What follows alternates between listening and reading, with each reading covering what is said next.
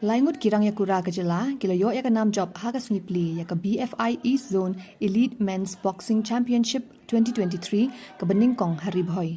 Ya ke ni ke lempung la penlong hamadan kur kalang Bhoi Rembong da ke Ri-Bhoi Boxing Association ha ke jinga trilang bat ke Meghalaya Boxing Association ha ke ba kirang iakura na ki Southly ke Jylla kilawan banyashim benta.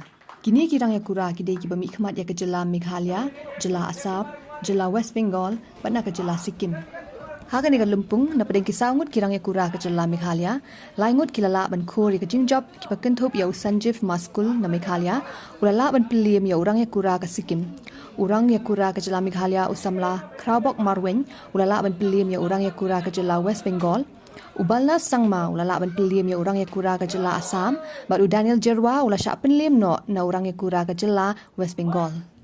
Ya kini ke lempung lawan ban pli da Uraja Brahma, ADC Ri-Bhoi District, ha ke jingadan lang Ukrobok Pasa, Assistant Director of Sports, John F. Karchieng, Working President MSOA, Jaslal Pradhan, Vice President Boxing Federation of India, S. Paslen, DSP Ri-Bhoi, ba Cornelius Kharhunai, President Meghalaya Boxing Association, bat ke Ri-Bhoi Boxing Association, Lari Kharpran, Joint Secretary Boxing Association of India, kidikot jang ke Meghalaya, bat Ri-Bhoi Boxing Association, lembat kiwi-kiwi.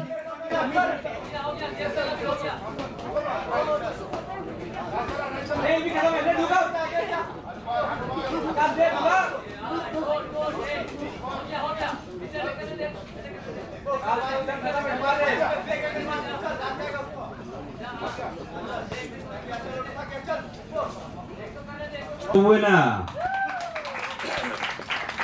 Chiraraj Limbu of Assam.